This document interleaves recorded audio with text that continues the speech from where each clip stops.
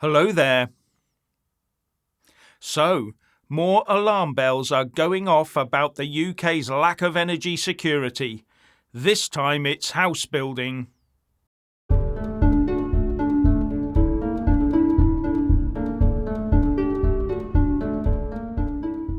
Now, if you haven't already done so, please do subscribe, click the little bell, select all, and then like and comment below. The UK energy security issue isn't just affecting us heating our homes this winter. It's also having wider, mostly unseen ramifications. And one of those is the effect it's having on house building. Right now, the central issue surrounding our energy future seems to be getting everyone out of their internal combustion engined car and into an electric vehicle. But many are completely oblivious to the fact that without a huge, possibly fourfold increase in electricity generating capacity, those cars are going to sit in driveways like so much useless scrap metal and battery. But there is another major issue coming down the track. The population is increasing in size and increasing fast. People need homes to live in. Homes will rely far more on electricity to run in the future than they do now. And now we see housing developments in London being put under threat because there is insufficient capacity in the grid to accommodate them. And one big reason for this is the increasing power that is soaked up by the data centres we rely on to store all our information. And this is forcing planners to consider putting new housing developments on hold until this is addressed with new power sources. The problem is so acute that developers in West London have been warned that they could face a potential ban on new developments until 2035, said InsideHousing.co.uk in August this year. With Ealing Nub News also reporting, in a letter from the Greater London Authority, developers were warned it could take more than a decade to bulk up grid capacity in 3 West London boroughs: Ealing, Hounslow and Hillingdon. So if they can't power the houses, how are they going to power the cars? And remember, these houses will not be built with gas boilers. Under new building laws, they'll be fitted with electricity-powered heat pumps. So instead of having joined up thinking by politicians over the last few decades, what we've actually had is joined up unravelling. And that should tell you all you need to know about the decades of thought and planning from the Tories, Labour and the Tory Lib Dem coalition that has not gone into any of this. It should be well thought out on how to keep a modern economy functioning with an ever-increasing population driven by open borders policies. But it's obviously not. No, it seems as if they're planning on catering for an ever poorer and decreasing population. If so, then they've probably been doing a magnificent job. Reduced energy provision, reduced access to healthcare, reduced spending power, rampant inflation, upcoming central bank digital currencies, social and carbon credit scores and the rest of it. All driven by policies that mostly remain completely unchanged since our time within the European Union.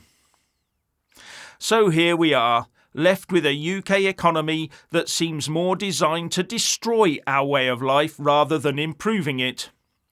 We've always known we will need more energy as the world progressed and more people came into the modern era.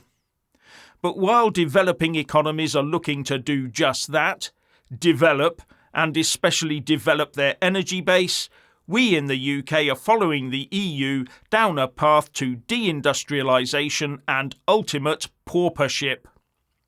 For example, if we don't have the electricity generating or grid capacity to service new homes in London until at least 2035, if ever, Then how on earth are we meant to power all those electric cars and electric public transport vehicles that Londoners will be reliant on after 2030? In short, we can't. And in the pecking order, those aforementioned data centres that hold all of our medical, financial and government benefits data will be among those services like hospitals that always come first over the domestic homes and transport. Because without those big data centres running continuously with backup servers, then your cash point won't work. You won't be buying stuff at the supermarkets because the tills won't work. And how many supermarkets would be geared up for mass transactions in cash anyway? Now, this is reportedly only London at the moment, but it could well end up as a bit more of a national problem. But no doubt in London, Sadiq Khan has a plan to tax something to make the problem go away, like taxing electric vehicles to get people to walk and cycle maybe. Will the next set of taxes cooked up by central and local government be taxes to keep the NHS, banking and government information flowing via those data centres, with rolling blackouts as punishment for any lack of compliance? Will we see ever-increasing taxes on the use of electricity? I would reckon so, because electricity would be your only source of power and easy to tax. And will we see social media and telephone hotlines to dob your neighbour for having the lights on in 2 rooms at the same time in their house? You can see it coming. And some neighbours will be all too happy to dob you in for the slightest infraction. You could have your own bitter old Warden Hodges type from Dad's Army patrolling the streets shouting, "Put that light out!" You think I'm joking. It looks like we'll be living in a downward spiral of energy availability unless our Westminster establishment of net zero navel gazers gets weaving on some long-term thinking. But at the moment, all that seems to consist of is let's be nice to the likes of Qatar and we'll order some more LNG from them. The only good news from the net zero side of things is that Extinction Rebellion has decided that its direct action is having no effect. It alienates the public, so is counterproductive, and as a consequence, they've called off their hostilities against normal society. But the drawback is that as far as I can see, Just Stop Oil plan to continue their stupidity. And finally, when subscribing, please don't forget to press that little bell and also select the all option, or you won't get any notifications when I publish a new video. And thank you all so much for taking the time to watch the show.